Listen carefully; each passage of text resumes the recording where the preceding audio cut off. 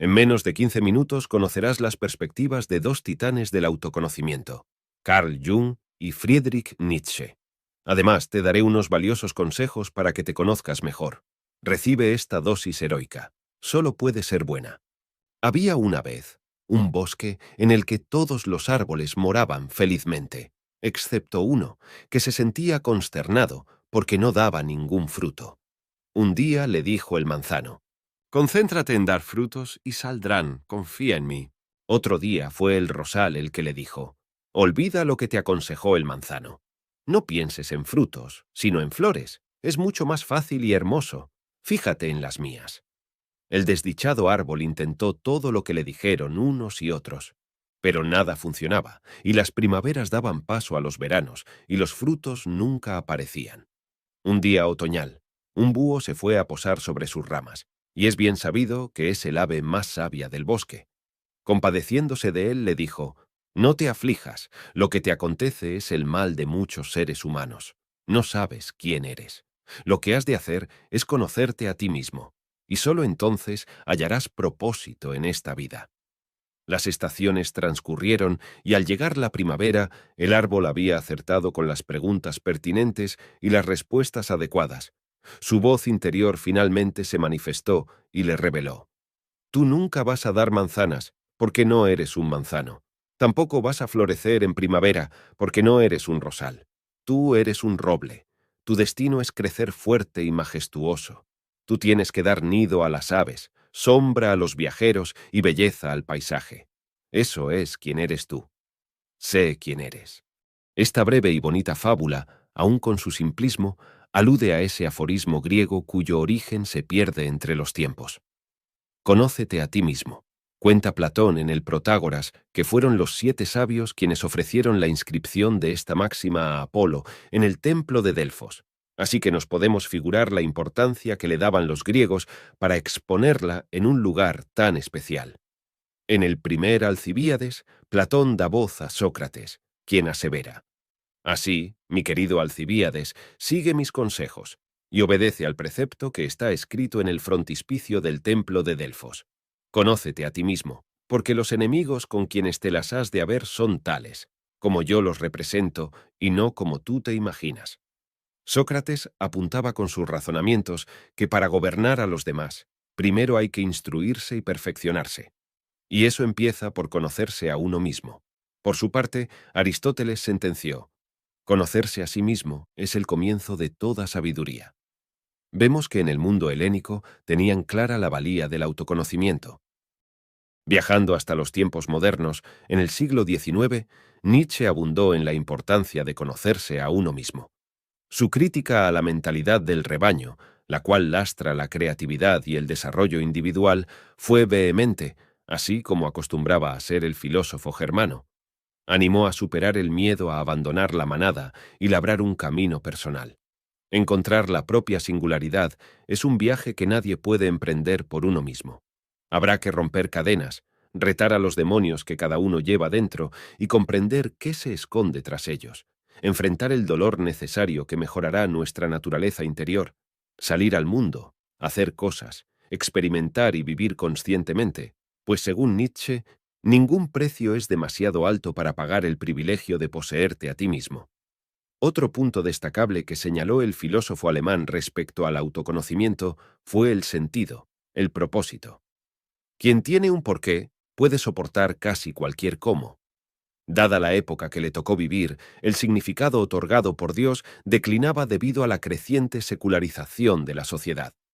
La archiconocida frase «Dios ha muerto» lo expresó como ninguna otra. Su preocupación porque el nihilismo se apoderase de más y más gente lo llevó a sugerir diferentes opciones para dotar a la vida de sentido. Una de ellas era sustituir la religión por las humanidades.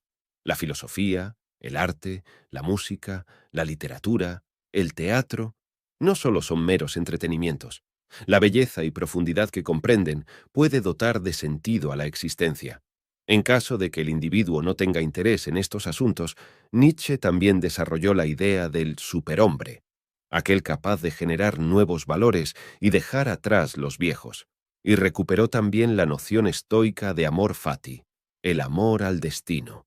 Eres el resultado de todo lo que ha ocurrido en tu vida. Aconsejó además que analicemos nuestras acciones, si realmente tienen sentido para nosotros o las hacemos para obtener la validación del rebaño. Encontrar tus verdaderos valores requerirá romper las ataduras de religiones, sociedades, tradiciones, relaciones personales. El sí mismo está muy bien escondido de uno mismo, de los pozos con tesoros. El sí mismo es el último en extraerse. Como podemos inferir de lo desarrollado por Nietzsche, encontrarse a uno mismo es una lucha interior compleja. Necesita valor, soledad, humildad, honestidad y autodescubrimiento. Detengámonos un momento en el campo de la psicología. No podría tratar este tema sin visitar la figura de Carl Jung. Así como a la filosofía llegué de la mano de los diálogos de Platón, y mi interés aumentó al conocer la obra de su discípulo Aristóteles. A la psicología arribé con Freud, pero fue Jung quien me atrapó en sus escrituras. La tarea del hombre es volverse consciente de los contenidos que presionan hacia arriba desde el inconsciente. Hasta donde podemos discernir, el único propósito de la existencia humana es encender una luz en la oscuridad del mero ser. Para Jung, existe una interacción constante entre el reino consciente e inconsciente de la psique, los cuales se combinan para crear la personalidad completa. Sin embargo, la mayor parte de esto se desarrolla y existe en lo inconsciente. Por lo tanto, una significativa parte de lo que somos y de nuestro potencial persiste dentro de un ámbito que no entendemos activamente o al que no tenemos acceso. Y así, para llegar a ser más auténtico y completo, el individuo debe hacer que esa parte de la psique sea consciente, aprovechándola e integrándola en la totalidad de su conciencia. Jung llamaría a este proceso individuación. La conciencia es el reino de la conciencia personal, donde uno se identifica explícitamente. En el centro de esto hay otra estructura que Jung identificó, el ego.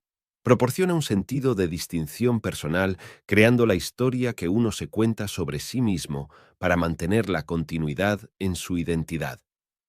El ego se expresa en el reino consciente, por lo que Jung lo llamó la persona, que son los esfuerzos externos de la apariencia que el individuo muestra activamente al mundo.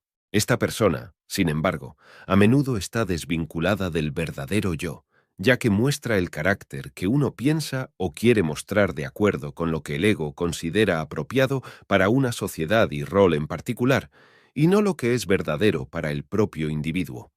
Con el fin de ejecutar y mantener esta apariencia, el ego filtra la experiencia personal y la individualidad dentro o fuera de la dimensión consciente. Lo que filtra y restringe, lo reprime y lo envía al reino inconsciente. Una de las ideas más singulares de Jung fue separar al inconsciente en dos estructuras distintas: el inconsciente personal y el inconsciente colectivo. El primero encaja con las ideas ya entendidas y propuestas por Freud. El inconsciente colectivo se diferencia del personal en que contiene y facilita elementos universales que se heredan a través de la suma total de la historia humana. El hombre ha desarrollado la conciencia lenta y laboriosamente en un proceso que tomó incontables edades para alcanzar el estado civilizado. Y esta evolución está lejos de ser completa, ya que grandes áreas de la mente humana aún están envueltas en la oscuridad.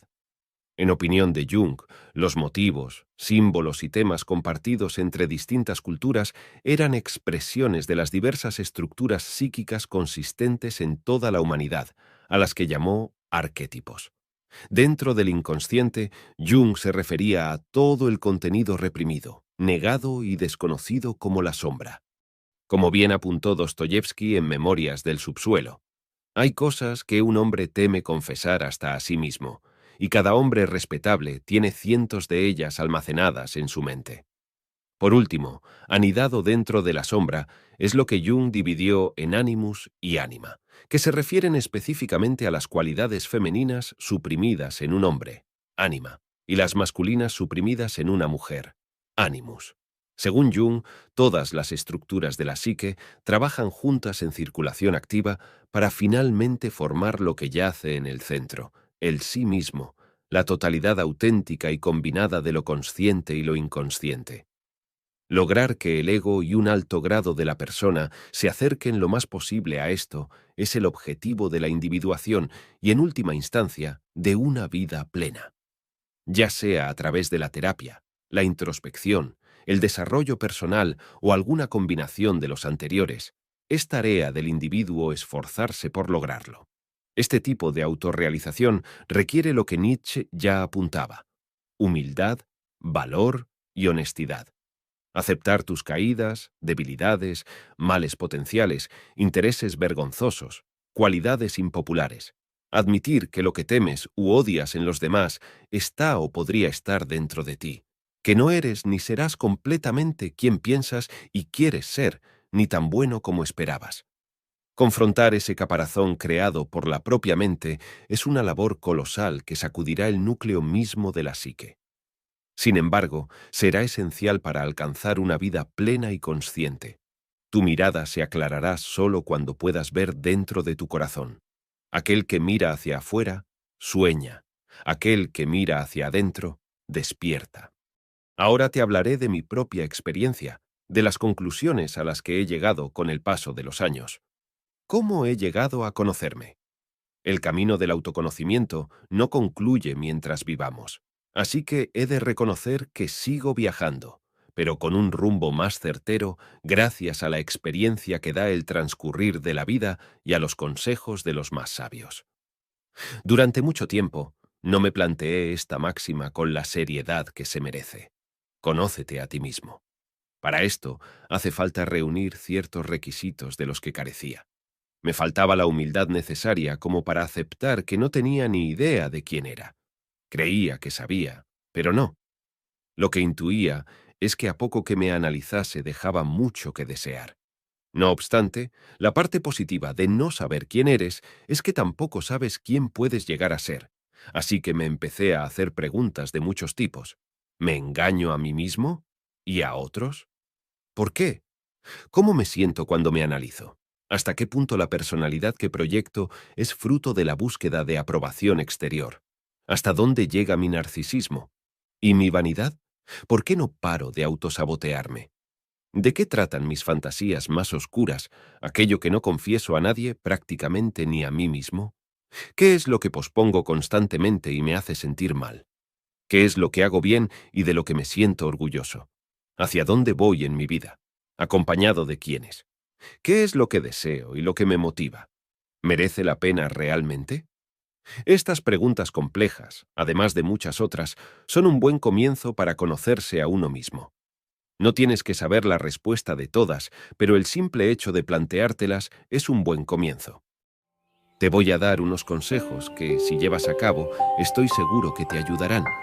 Cuando dispongas de un tiempo para ti, en soledad y sin distracciones, apunta en un papel todas las preguntas que sugerí anteriormente u otras que se te ocurran sobre ti mismo.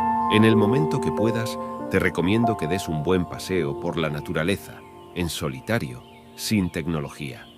Al menos a mí me ayuda a reflexionar, a desestresarme. Te irás planteando las cuestiones que has anotado. No tienes que hallar la respuesta de todas, pero has de comprometerte a ser humilde, honrado y valeroso contigo mismo. Si fueses a un médico preocupado por algo, ¿acaso le mentirías para tener un diagnóstico erróneo? Has de ser radicalmente honesto. A medida que te preguntes y te respondas, te irás conociendo mejor. Tu potencial, tus debilidades, tus partes más oscuras. Poco a poco tu fortaleza se incrementará. Dirás no cuando necesites decirlo, no evitarás conflictos necesarios, dejarás de autosabotearte constantemente. Cuando identifiques y aceptes tus flaquezas, estarás preparado para desafiarte a ti mismo. Ponte pequeñas metas. La mejora gradual y constante es el camino más sabio.